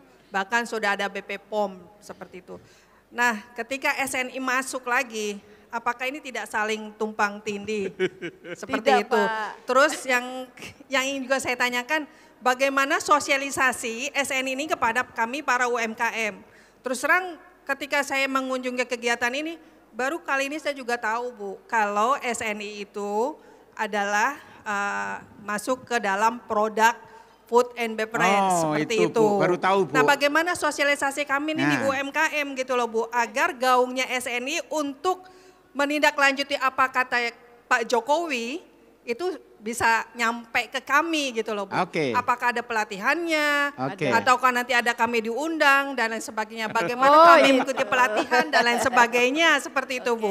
Agar sinkronisasi dari Ibu pihak SNI, kami pelaku usaha UMKM terutama bagaimana itu bisa terjadi. Ibu. Ada Bu, jadi memang kebetulan di tempat kami juga Bu untuk yang sosialisasi gitu ya. Ada beberapa pendekatan tadi kita ada seminar, kemudian juga ada pelatihan, kemudian juga kita menggunakan media massa, kemudian website BSN itu luar biasa kalau Bapak Ibu buka ya. Nah itu juga hal-hal yang bisa Ibu cari di sana. Tetapi yang penting saya justru mau ngajak Ibu gitu ya.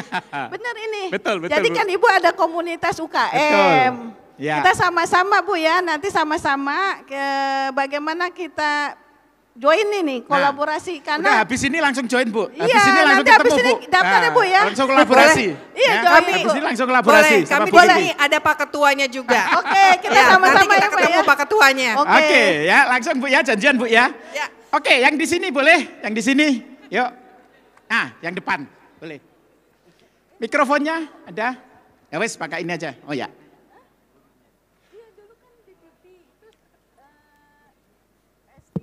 Nah, terima kasih. Sebetulnya saya tidak akan bicara sebetulnya ya. Tetapi karena tadi di sini tadi adalah diskusinya itu menyangkut bahwa banyak orang Indonesia yang belum tahu SNI, banyak standar yang diterapkan hanya secara wajib saja. Tapi sebetulnya yang di negara-negara lain itu ada satu kebijakan government, pemerintah. Disebut dengan National Quality Policy. Padahal sekarang ini di Indonesia draft itu sudah ada. Cuma tidak tinggal ditandatangani oleh beliau yang tertinggi di Republik ini. Sebetulnya kalau ada National Quality Policy, semua kementerian pasti akan ikut. Semua anggota masyarakat pasti akan tahu dan akan mengikuti. Oleh sebab itu saran saya mungkin dalam bulan mutu ini salah satunya adalah rekomendasinya perlu ada National Quality Policy yang harus segera ditandatangani. Karena konsepnya sudah ada. Terima kasih. Tepuk tangan, luar biasa usulannya. Ibu, nanggapin Ibu, Kiki. Iya Pak, sebenarnya ini juga tantangan, udah lama sebenarnya dibicarakan. Bagaimana National Quality Policy itu ditandatangani oleh number one. Bahkan sebenarnya saya ingat Pak Leo, waktu kita raker, ya kan, ini kan mumpung mau konvensi presiden nih. Janji-janji banyak Bu. Janji-janjinya banyak. Ya kan ada nomor 1, nomor 2, nomor 3. Ya kan. Itu kita masukkan dan kita sosialisasikan Pak. Dan masukkan tadi konsep bahwa untuk, tapi kalau nggak terlambat juga kalau Pak Jokowi menandatangani ya Pak ya. Masih Agustus kan masih bisa gitu. Ya. Tetapi nanti saya masih ingat usulan Bappenas waktu itu. Bagaimana masalah aspek standarisasi ini adalah poin penting yang harus dipahami oleh calon-calon pimpinan negara kita. Ya. Jadi 3 calon ini, jadi nggak nih Pak Leo, kita mau salah satu ini loh kan, kan harus paham. Mana yang paling peduli quality ya dari 3 calon ya? Peduli quality, apalagi tadi SDGs, semuanya kan masuk gitu ya. Apalagi standar tadi merespon isu-isu yang tadi global. Jadi menjadi bagian penting. Ibu. Terima kasih Pak Narya. Pak Leo nambahin cukup? Oke, monggo. Sebenarnya pemahaman mengenai standar itu merupakan salah satu titik awal untuk bertransformasi. Karena dengan standar kita tahu rujukannya, ada ukurannya, kita tahu seberapa kuat nanti kita bersaing di pasar dan sebagainya. Nah inilah yang sebenarnya bisa memandu bagaimana semuanya sudah direncanakan, mau transformasi sosial, ekonomi, tata kelola, ini ada panduannya dan standar itu merupakan salah satu komponen penting di dalam. Oke, Pak Leo. Oke, waktunya tinggal 3 menit, satu yang di belakang, boleh. Tadi yang aku nunjuk belakang, oh ya itu, boleh. Mikrofonnya boleh? Ya udah boleh, aku baik hati. Jadi satu tambah ini ya, sana dulu. Yuk. Minta izin panitia, korupsi 2 menit. Tes. Yuk, Ya. boleh? Saya Haris, saya memang praktisi di kendaraan listrik, memang tadi saya di Surabaya. Jadi gini, tadi Bapak sempat bilang bahwa yang sulit pada saat standarisasi SNI ini adalah pada saat kita menggali yang namanya mencari dana untuk supaya semua program ini bisa berjalan dengan sukses, termasuk konversi energi dari energi PLTU ke energi terbarukan. Pak, apakah Bapak lupa kita punya pasukan se-Indonesia Raya itu 1 juta lebih, Pak, tapi masih bocil, Pak, alias anak-anak SMK, Pak. Apakah Bapak lupa? Misalnya gini, Pak, kalau misalnya seluruh SMK di Indonesia ya mengkonversi seluruh kendaraan listrik yang berbentuk motor, bayangkan apakah enggak tahun depan kita sudah 90% semuanya kendaraan listrik, Pak? Karena sekarang ya SMK sekarang ya sudah banyak yang bisa, Pak. Apalagi Bapak yang yang menjadi MC adalah lulusan teknik mesin ya, Pak ya. Saya tahu, Pak, Bapak pada saat dulu SMK apakah kelas 1 masih membikin palu, Pak? Sama membobot lurus, Pak? Masih?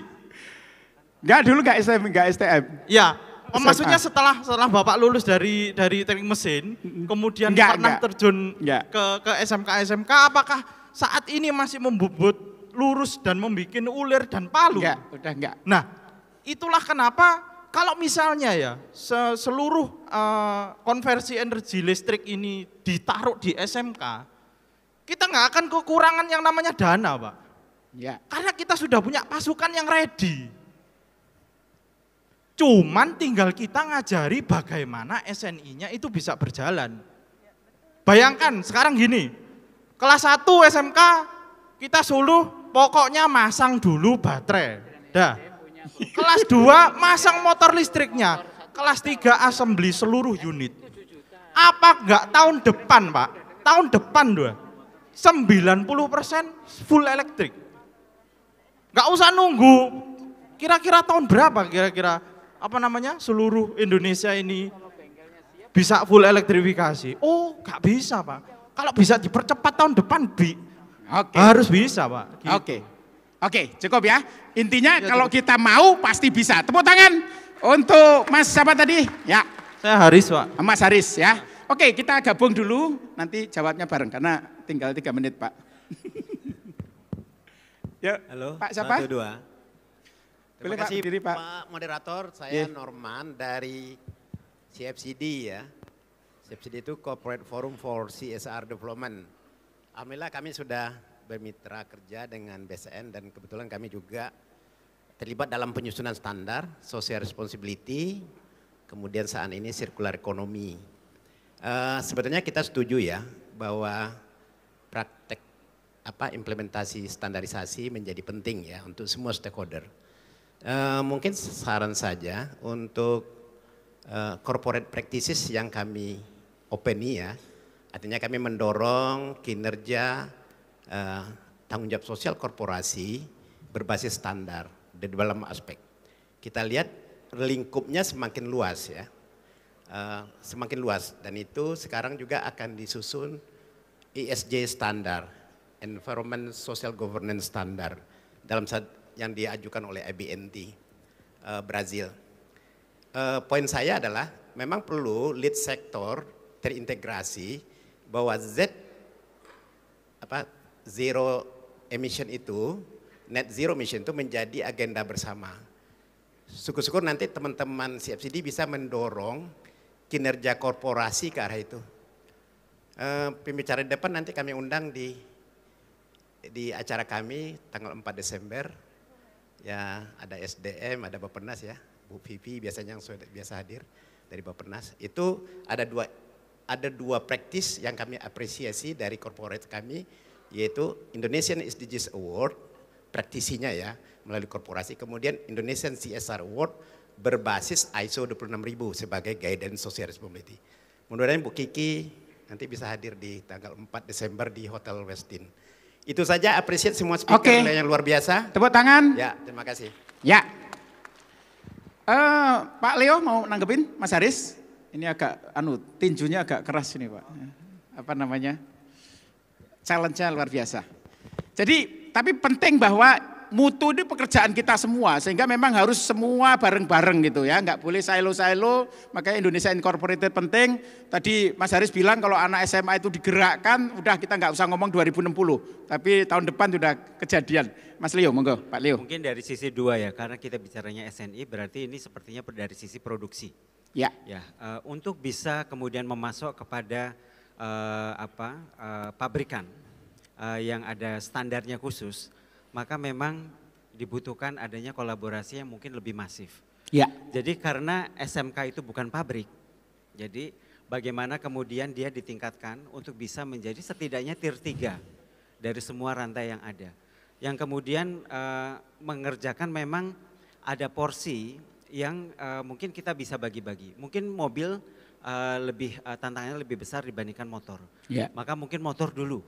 Ya. Motor dulu, sepeda dan sebagainya yang itu sebenarnya akan sangat membantu karena kita konsumsi motor itu cukup banyak, sepeda sekarang cukup banyak. Nah ini yang kemudian dijadikan sebagai low hanging fruit yang pertama yang mungkin bisa dikerjasamakan dengan SMK. Ini butuh Kementerian Perindustrian dan Kementerian SDM untuk kolaborasi dengan mereka. Jadi bagaimana kemudian mereka ditingkatkan dari segi, karena kalau mau jadi pemasok di di industri otomotif misalnya, itu semua budayanya budaya manufakturnya juga harus diperkenalkan. Ya. Tidak hanya keterampilan menghasilkan produk saja, tapi budaya manufaktur, tahu bisnisnya seperti apa dan sebagainya. Bagian-bagian yang bisa didukung pemerintah, terutama mungkin melalui Kementerian Pendidikan dan Kebudayaan menyediakan factory, teaching factory. Yang mungkin yang bisa kemudian dimanfaatkan sebagai tempat produksi sekaligus juga pembinaan bagi murid-murid SMK untuk bisa meningkatkan keterampilan dan berkontribusi dalam produksi ini. Banyak hal yang bisa dikerjakan dan ini merupakan salah satu ide yang baik, ide yang baik yang bisa ditindaklanjuti paling tidak oleh 3 kementerian ditambah tadi Kemendikbud. Tapi komitmen dari top leader itu penting sekali ya. Makanya kalau kita mutu ini harus kerjaan dari top leader, begitu ngomong semua ikut semua, itu akan luar biasa. Itu akan sangat signifikan. Oke, Ibu terakhir Bu, dikit aja Bu Kiki. Oh atau boleh Bu Anggra ini kalau mau nambahin boleh. Oh, iya. Nanti penutup Bu Kiki ya. Iya, sedikit menambahkan Pak terkait dengan pelatihan konveksi motor listrik pada teman-teman di mungkin teman-teman di SMK gitu. Memang dari sisi SDM kan kami punya target untuk 5 juta konveksi motor listrik BBM ke listrik, dan sampai sejauh ini kita selalu melakukan pelatihan Pak. Sampai hari ini kita selalu lagi melakukan pelatihan bimbingan teknis ke 20 kota yang sudah terjadi dan 8 kota selanjutnya di kota-kota 8 kota yang lain untuk bisa melakukan pelatihan ke SMK-SMK di kota tersebut. Jadi kita memang ada kerjasama dengan pusat pelatihan kami, pusat pelatihan dan pengembangan KEBTKE. Jadi di pusat itulah yang akan melakukan bimbingan teknis dan pelatihan kepada SMK-SMK yang di kota tersebut. Jadi target 8 kota itu biasanya kami melakukan bimbingan teknis, pelatihan sekaligus roadshow dan pengetahuan mengenai program konveksi motor listrik ini. Jadi mungkin teman-teman yang di SMK bisa melihat website di SDM karena memang masih ada ada beberapa kota lagi yang akan dilakukan pelatihan dengan murid-murid SMK. Pak Komar, mungkin usulan bagaimana agar gerakan mutu ini pengalaman dari PT Pupuk Kaltim ya, agar menjadi gerakan yang masif itu kira-kira kalau dari pengalaman Pupuk Kaltim seperti apa Pak Komar? Ya. Terakhir Ibu ya. Baik, usulan kami mensinergikan antara program tim TKDN yang ada di Kementerian Manifest dan juga Deprin dikombin dengan yang BSN ini. Jadi industri dalam negeri akan bisa tumbuh dengan kualitas SNI yang bisa qualified dan masuk ke dalam industri semua produk yang ada di sini. Dan satu hal lagi tadi menjawab tentang konversi, di ESDM ada program konversi dari BBM menjadi baterai sepeda motor dengan subsidi 7 juta. Pupuk Altim sudah implement itu, di grup Pupuk Indonesia committed kurang lebih 300 motor akan dikonversi di berbagai daerah. Mungkin ada informasi yang lengkapnya ada di ESDM. Oke. Terima kasih. Oke, Ibu penutup Ibu. Pak Bu Anggreni mau ngomong dikit. Nah boleh, yang informasi boleh. Iya, mungkin memang Pak, memang target kami tahun ini subsidi 7 juta 7 untuk juta ya? konversi BBM ke listrik, dan saat ini sedang akan dilakukan evaluasi Pak. Oke. Mungkin akan ada penambahan juga dari sisi subsidi nantinya yang untuk mendorong semakin banyaknya konversi BBM ke listrik ini gitu. Itu aja sih Pak. Oke, Ibu, Bu Kiki. Kalau saya cuma terima kasih Pak dari antusias Bapak-bapak yang ada di sini. Luar gitu. biasa loh Bu. Iya, luar biasa. Antusiasmenya luar biasa. Tepuk tangan Antusiasnya untuk luar biasa. audiens semuanya. Bagaimana kita antusiasme terus, luar biasa. Ya, Tepuk tangan. Bagaimana sekarang kita menjaga itu hati kita supaya hati-hati kita itu ada standarnya. Ya, ada standar harus ada. Jadi bagaimana istilah dalam pemasaran apa tuh Pak ya? Masuk ya. Ayo, biar loyal. Iya, nah itu yang perlu, dan kita sekali lagi tidak bisa bekerja sendiri. Bagaimana kita melakukan kolaborasi, kita sama-sama bergerak maju karena kita mutu ini adalah punya Indonesia. SNI ini punya Indonesia gitu ya, bukan punya Pupuk Altim aja atau perusahaan-perusahaan yang lain. Tetapi adalah mutu adalah suatu gerakan yang memang perlu terus kita gerakan secara bersama-sama mungkin ya. Dan sekali lagi BSN betul-betul ayo datang ke BSN, dan kami juga akan datang ke tempat Bapak Ibu semua untuk sama-sama ya Pak ya. Sekali lagi kolaborasi untuk menaikkan mutu. Terima kasih. Assalamualaikum warahmatullahi wabarakatuh. Oke, tepuk tangan untuk 4 narasumber kita luar biasa, Pak Leo, Bu Anggraini, Bu Kiki, sama Pak Komar ya. Kesimpulannya satu, ya, barusan diomongin Ibu, kuncinya adalah kolaborasi ya Bu ya. Jadi pekerjaan mutu itu bukan hanya pekerjaan pemerintah, ya, bukan pekerjaan Bappenas saja, bukan pekerjaan ISDM aja, bukan juga cuman pekerjaan BSN, ya, industri, masyarakat, tetapi pekerjaan kita semua. Makanya kita mesti harus bareng-bareng. Tak lihat ini semangatnya luar biasa Bu ya. Jadi teman-teman antusiasnya luar biasa. Mudah-mudahan di bulan mutu ini kita semakin kenceng untuk kita mendorong mutu itu menjadi rohnya Indonesia gitu ya. Menjadi gerakan bersama, dan ini akan membawa Indonesia kepada Indonesia Emas 2045. Tepuk tangan semuanya sekali lagi untuk para narasumber kita. Oke, materinya ada, boleh panitia bisa ditampilkan QR code-nya barangkali. Ada materinya teman-teman kalau mau dapatkan materinya. Oke, saya kira begitu, saya serahkan ke Ibu MC ya, Mbak MC. Ya, makasih. Oke, boleh dong Bapak Ibu semuanya kita berikan tepuk tangan untuk seminar yang baru saja Bapak dan Ibu dapatkan ya. Saya mau menyampaikan terima kasih nih untuk Pak Yuswa Hadi yang telah memandu jalannya seminar nasional Bulan Mutu Nasional 2023. Terima kasih banyak, dan juga terima kasih juga untuk para narasumber kita. Dan ini mohon izin Bu Kiki mewakili dari Badan Standarisasi Nasional sudah menyiapkan ya tanda terima kasih untuk bapak-bapak dan juga ibu yang sudah hadir di sini. Bu Anggraini ya, mohon izin ya. Bu Anggraini mewakili Pak Gigih ya. Baik, silahkan. Pertama untuk moderator kita dulu nih Pak Yuswa Hadi, minta tepuk tangannya dong Bapak Ibu semuanya. Terima kasih ya Pak Yuswa Hadi. Iya, kita serahin satu-satu di tengah-tengah nih. Ya, Ibu Zakia menyerahkan, mohon diterima ini sertifikat sebagai pembicara di pembukaan Bulan Mutu Nasional dan Seminar Nasional Standarisasi tahun 2023. Dengan tema standarisasi untuk pertumbuhan ekonomi yang berkelanjutan. Terima kasih Bapak.